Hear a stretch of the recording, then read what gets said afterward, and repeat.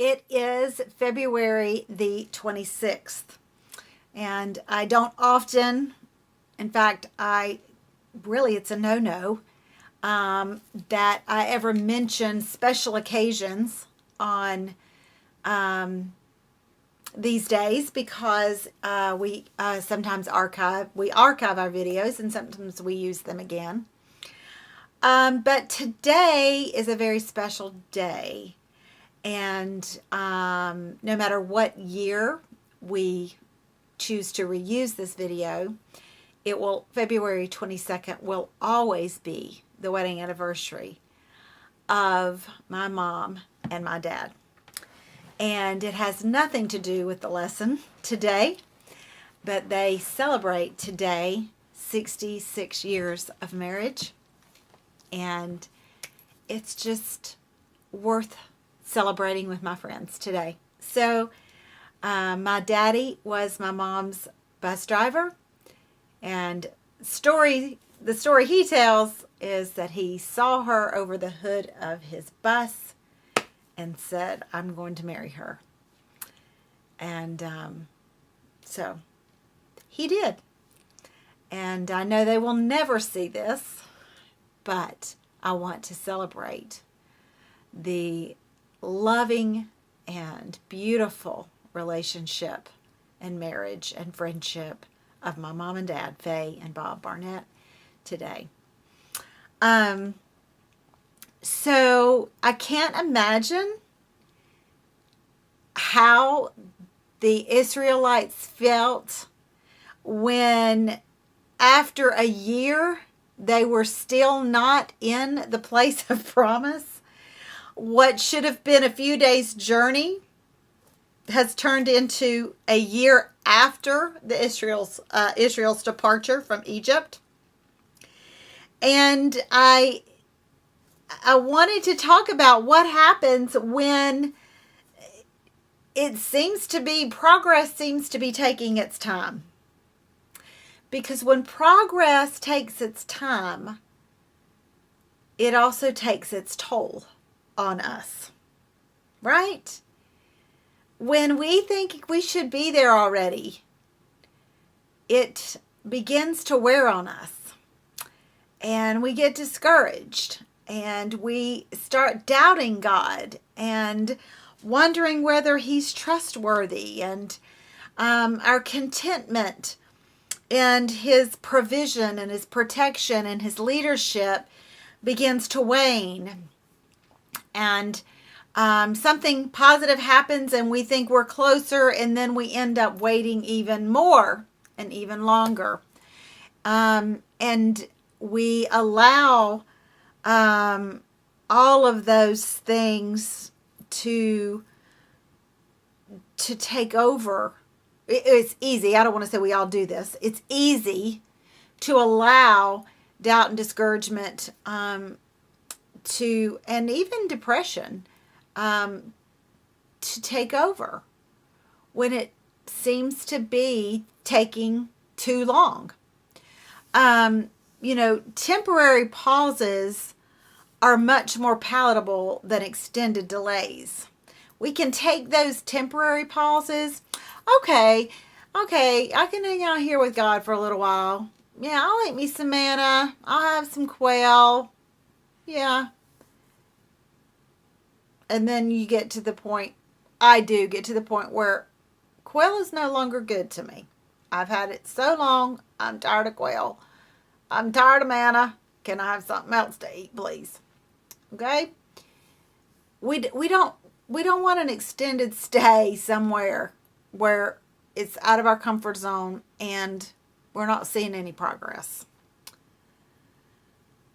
But this is what we need to know about these pauses, is that they are meant to strengthen our resolve, not weaken our faith. And we can't allow them to weaken our faith. And I say we because it's very easy to get really upset with God and start taking matters into our own hands when it's taking so long. So I wanted us to think today about the benefits of a delay. What possibly could be good about a delay in God's plan? I mean, he's come and gotten them. He's told them they're going to this place that's flowing with milk and honey. They're going to be well cared for. It's going to be so great. God is there. They're going to be his people, and he is going to be their God. He is going to dwell with them. But he certainly is taking his time and making all that happen. So what are the benefits of a delay?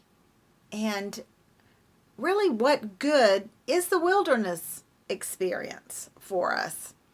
Well, I've listed some things here, and I know you all know how to read, so I'm not going to read all the verses, but I put a verse for each one because, as my son used to say when he was little, he's 19, and he thinks this now, I know, but can't say it quite as often, but I would quote a Bible verse, and he would say, there's a Bible verse for everything. And there is. Friends, there's a verse for everything. And so I included these verses here, but in the wilderness teaches us to trust God.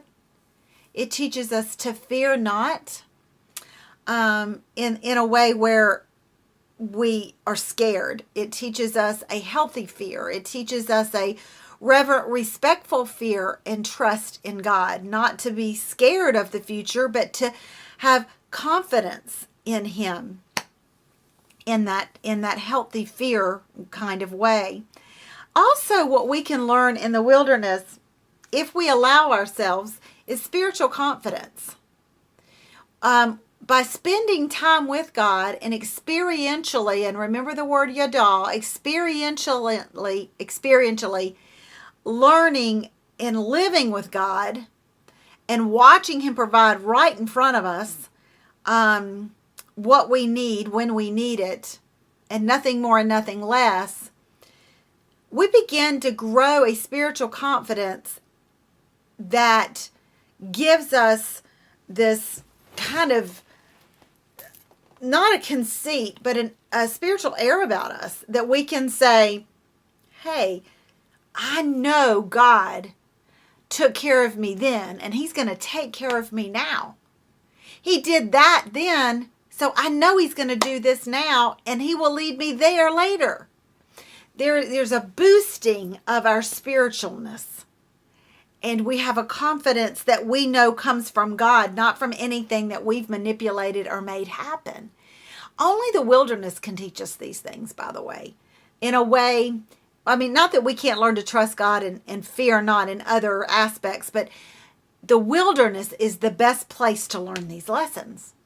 And we need to have these lessons learned before we move to that next place in our journey with the Lord. We learn to set ourselves, in the wilderness, we learn to set ourselves aside. That God comes first, that others come first, and that his plan is best. My plan is not even second best. But we learn to set our own ideas, our own ambitions aside. And then we just learn to believe God can, even if he isn't. In that moment, that's back to that whole idea of spiritual confidence is, I know you can. You're not right now, but you can do this. You are going to do this. I believe it. It might not turn out the way that I think it should or the way that I want it to, but I have all the confidence and assurance in the world, and my faith is strong, and I believe that you can, even if you aren't right now. And we can say that with so much robust just confidence that it won't matter if there is a delay, because we will have reaped the benefits of the delay. And it's not like we're going to marvel in it and we're going to go, woo woo, let me just stay out in the wilderness. That's not the way it happens. I mean, we're flesh. We don't want to be out here hanging around when we can be moving forward. But we can see the benefit of things even when they're uncomfortable. We can see the benefit of things because of our experience in the wilderness. So we'll see you next time on Read Through the Word.